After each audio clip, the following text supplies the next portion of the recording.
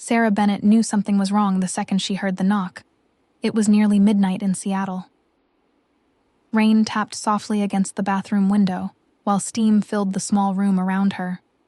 She had just stepped out of the shower after another exhausting shift at the hospital when 3 quiet knocks interrupted the silence. Not loud, not impatient. Careful. Mom? Her chest tightened immediately. It was Ethan. Her 16-year-old son never sounded nervous unless something serious happened. Sarah wrapped a towel around herself quickly and walked toward the door. Everything okay? There was a pause outside. Then, Ethan spoke again, quieter this time. I need to ask you something. Something in his voice made Sarah's stomach drop instantly. She unlocked the door carefully. Ethan stood in the hallway wearing gray sweatpants and a hoodie, his dark hair messy like he'd been running his hands through it repeatedly. But what scared her most was his expression. He looked shaken, not angry, not upset, heartbroken. Sarah frowned immediately. Ethan, what happened? For a second, he didn't answer. Then he looked away and whispered something that made her blood run cold. I heard you talking to Dad earlier. Sarah froze completely. 6 hours earlier, her ex-husband Michael stopped by unexpectedly to discuss legal paperwork about the house. The conversation started calmly in the kitchen, then turned emotional. Too emotional. They thought Ethan was asleep upstairs. Apparently, he wasn't. What exactly did you hear? Sarah asked carefully. Ethan laughed quietly, but there was pain behind it. Enough. The hallway suddenly felt too small, too quiet. Sarah tightened the towel around herself slightly, trying to think clearly. Her divorce from Michael finalized 8 months ago after nearly 20 years together. To outsiders, everything looked simple enough. 2 adults growing apart, quiet separation, shared custody, no dramatic fights. That was the story they told everyone, including Ethan, especially Ethan, because some truths felt too heavy for a teenager, already struggling with the divorce. But now, standing in front of her son's devastated expression, Sarah realized something had changed. What did Dad mean? Ethan asked quietly. When he said you pushed him away long before he left. Sarah closed her eyes briefly. Of all the things Ethan could have overheard, that was the worst, because the conversation earlier had reopened old wounds both she and Michael spent months trying to bury. Ethan, was it true? His voice cracked slightly this time. And suddenly Sarah saw it clearly. This wasn't just curiosity. This was fear. Fear that everything he believed about his family might have been a lie. Sarah stepped into the hallway carefully. You shouldn't have heard that conversation. But I did. The answer came instantly. Painfully honest. Ethan crossed his arms tightly across his chest. Dad sounded angry. Sarah sighed quietly. Michael wasn't angry earlier. He was hurt. There was a difference. But explaining that to a 16-year-old felt impossible at midnight while standing barefoot in a hallway. Relationships are complicated, she said softly. Ethan shook his head immediately. That's not an answer. Sarah looked at him carefully. For months, she avoided deeper conversations about the divorce because Ethan already carried enough sadness. His grades slipped slightly. Basketball stopped exciting him. He spent more time alone in his room than before. She thought protecting him from the ugly details would help. Now she wasn't so sure. Your father and I both made mistakes, she admitted quietly. Ethan looked down at the floor. That's not what he said. Sarah felt tension rise in her chest. What exactly did he say? Ethan hesitated, then finally answered. He said he spent years trying to reach you emotionally, and eventually stopped trying. The words landed hard, because deep down, Sarah knew Michael believed that completely, and maybe part of her did too. The hallway fell silent except for distant rain outside. Ethan looked back up slowly. Mom, why did Dad really leave? Sarah's throat tightened instantly. because she didn't know how to answer that question honestly without reopening years of pain. Michael didn't leave because he stopped loving them. That was the complicated part. Sometimes love survived even after relationships broke apart, and that truth hurt more than simple betrayal ever could. "Can we talk about this tomorrow?" Sarah asked softly. Ethan shook his head immediately. No. That single word carried months of buried emotion behind it. "I'm tired of feeling like nobody tells me the truth," he admitted. "Ever since the divorce happened, everyone acts careful around me like I'm 12. Sarah's heart broke hearing that, because she recognized the frustration immediately. Teenagers hated being protected when protection felt like dishonesty. Ethan rubbed his eyes tiredly. "I just want to understand what happened to us. Us, not them. Us. That hurt Sarah more than anything else. Because divorce didn't just separate husbands and wives, it reshaped entire families." She leaned against the hallway wall slowly, emotionally exhausted already. "You know your father loves you," she said quietly. Ethan nodded once. "I know. And I love you. I know that too. Then what scares you so much?"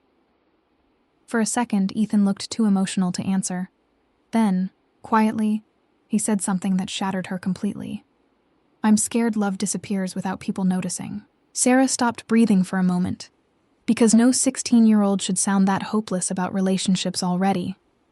And suddenly she realized this conversation was bigger than the divorce. Ethan wasn't only grieving his family breaking apart. He was losing faith in love itself. Sarah stepped closer carefully. "Love doesn't disappear overnight," she whispered. "Then what happened to yours?"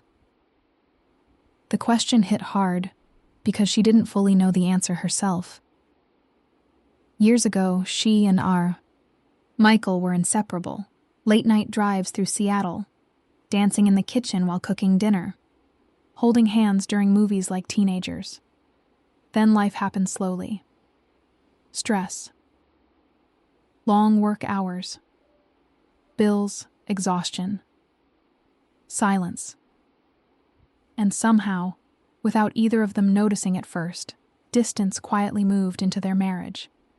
Not betrayal, not screaming, fights. Just emotional loneliness growing wider year after year. But Ethan didn't know any of that. All he knew was one day his father moved into another apartment, and suddenly home stopped feeling the same.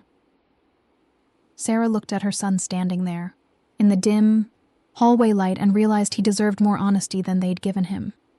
Not every painful detail, but enough truth to stop him from blaming himself.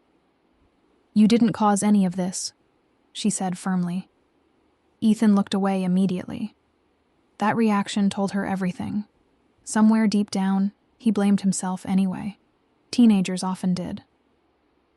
"Dad started leaving around the same time I got busy with school and basketball," he admitted, quietly.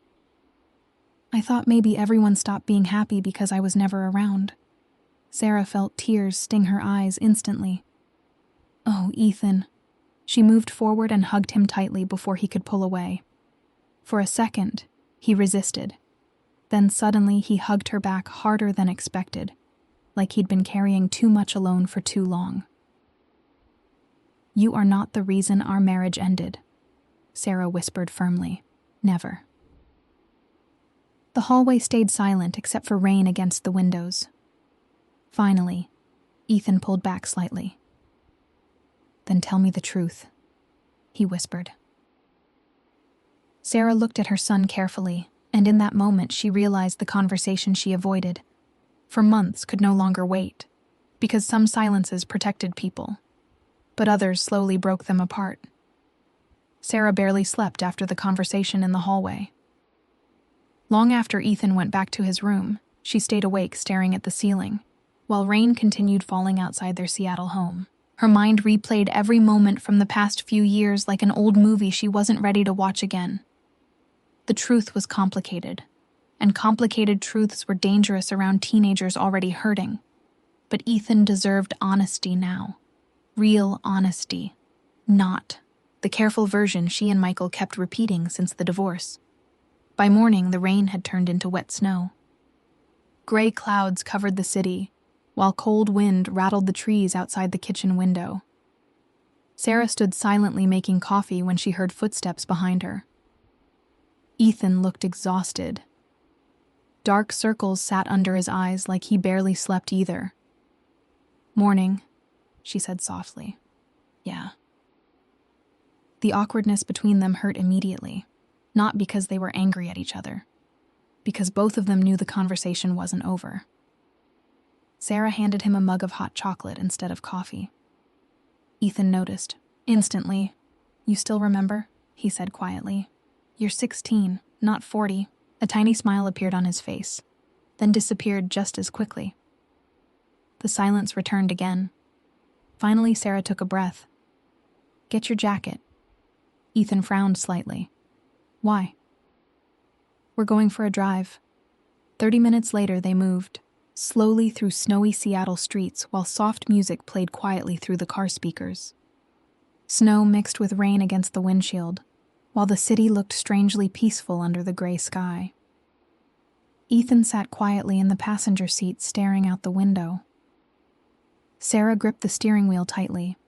She hadn't planned exactly what to say yet, only that she needed to stop hiding behind half-truths. "You remember when your dad lost his job 5 years ago?" she asked carefully. Ethan nodded once. "That was hard on him." "I know." "No," Sarah said softly. "Harder than you realized." Ethan looked over slightly. Sarah kept her eyes on the road.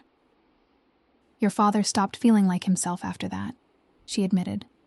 "He felt embarrassed, lost, like he failed us." Ethan stayed quiet. "He tried hiding it at first," she continued, "but eventually, it changed him." Memories flooded back painfully. Michael sitting awake at 3 a.m. staring at bills, canceling plans with friends, forcing smiles during family dinners, slowly becoming quieter every month. At the same time, Sarah admitted softly, "I threw myself deeper into work because I was scared too." Ethan frowned slightly. Scared of what? Everything. The word came out more emotional than she expected. Money. Losing. The house. Watching your father struggle and not knowing how to help. She swallowed hard. And somewhere during all of that, we stopped talking honestly. The windshield wipers moved steadily, while silence filled the car again. "Dad said you pushed him away," Ethan said quietly. Sarah nodded slowly. "I did sometimes." The honesty surprised him. "I thought if I stayed strong and focused, things would fix themselves eventually," she admitted. "But instead I became emotionally distant." Ethan looked down at his hands. "And Dad?" Sarah sighed quietly. "He stopped believing I needed him anymore." That sentence hurt to say out loud, because there was truth inside it. For years, both she and Michael convinced themselves they were protecting the family by hiding stress and emotions. But all they really did was isolate each other slowly. "No one cheated," Sarah said firmly after a moment. "No huge betrayal happened." Ethan looked genuinely surprised. "Then why didn't you fix things?" Sarah felt tears sting her eyes instantly, because sometimes there wasn't one dramatic reason relationships ended. Sometimes people simply became lonely beside each other for too long. "We tried," she whispered. "More than you know." Counseling sessions, weekend trips, promises, to communicate better, temporary improvements that never fully lasted. "Your father isn't a bad man," she continued softly, "and I'm not innocent either." Ethan stared quietly out the window again while processing everything. Snow continued falling around the car. Finally, he asked the question Sarah feared most. "Do you still love him?" Sarah's breath caught instantly. The answer should have been simple after a divorce. But it wasn't. Love didn't disappear just because marriages ended. Sometimes it stayed behind painfully, even after people realized they couldn't live together anymore. I care about him deeply, she admitted honestly. Ethan looked confused. That's not the same answer. Sarah smiled sadly. No, it isn't. The car stopped near a quiet overlook above the snowy water. Sarah parked and turned off the engine. Silence wrapped around them gently. Then Ethan suddenly laughed under his breath. Sarah looked over. What? You know what's weird? What? I think I'm more confused now. She smiled faintly. Welcome to adulthood. That actually made him laugh properly for the first time in weeks. Small, but real. Then his expression softened again. I was angry at Dad, he admitted, quietly. But I think I was more scared than angry.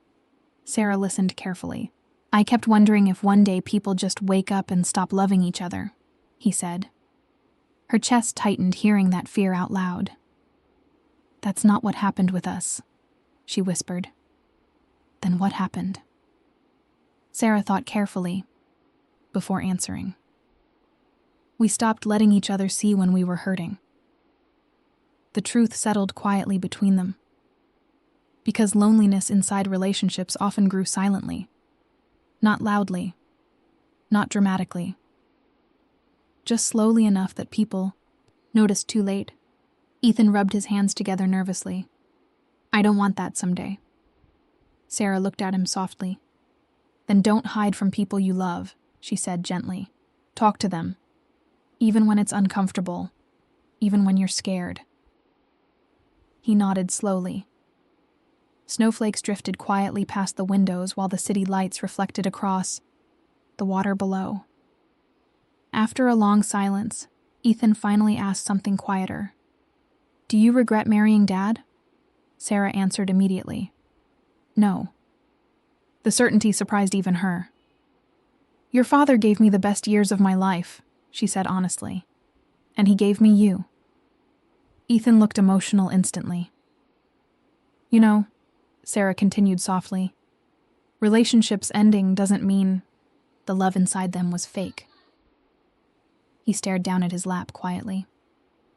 I never thought about it like that. Sarah reached over carefully and squeezed his hand. You don't have to hate someone to hurt each other, she whispered. For a while, neither spoke. The silence felt calmer now. Lighter somehow.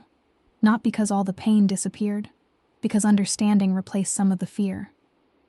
Eventually, Ethan looked over at her again. Dad still loves you too, doesn't he? Sarah smiled sadly toward the snowy windshield. Probably. Then why not try again? That question lingered quietly inside the car, because part of her wondered the same thing sometimes. But some relationships changed too much to return to what they once were, and maybe accepting that was its own kind of peace. Sometimes loving someone isn't enough to fix everything, she admitted, softly. Ethan nodded slowly. For the first time since the divorce, he looked less like a child searching for blame, and more like someone beginning to understand how complicated adults really were. On the drive home, the tension between them finally faded. Not completely, but enough. Enough for honesty to breathe again between mother and son. And later that night, as Sarah passed Ethan's room, she noticed something small that made her stop in the hallway. His bedroom door was open. Just slightly. For months, it always stayed closed. Sarah smiled quietly to herself before turning, off the hallway light. Because sometimes healing didn't arrive through dramatic moments. Sometimes it started with simple things, an honest conversation, a shared silence, an open door.